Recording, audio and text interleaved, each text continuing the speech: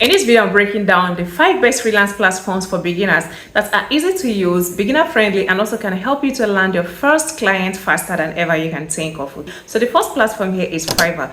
Fiverr is perfect for beginners because you can offer almost any service and set your own price. Whether you are good at graphic design, writing, or even voiceover, there is a place for you there. It's super easy for you to start, and the platform does a lot of marketing for you. So if you're ready to dive in, I have included a link in the description for you to get started today. Number 2 here we have is Upwork, and it is one of the largest freelance platforms out there.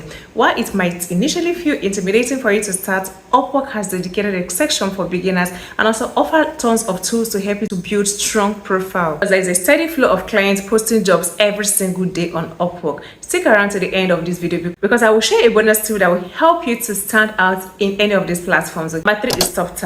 Now, if you already have a skill and you are new to freelancing, Topt is a place for you to be. They connect freelancers with high-paying clients, but they do require a rigorous screening process. So if you are ready to take up this challenge or to challenge yourself, the rewards are by far worth it. Hello and welcome back to my channel. My name is Uju, and if you enjoy content like this on freelancing, please go ahead and subscribe to my YouTube channel for more amazing content. Number 4 is freelancer.com.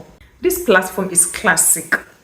It is classic, and what makes it beginner friendly is the ability for you to bid on projects directly, giving you a chance to pitch your skills even if you're just getting started. The competition can be tough, but it's a great way for you to sharpen your skills.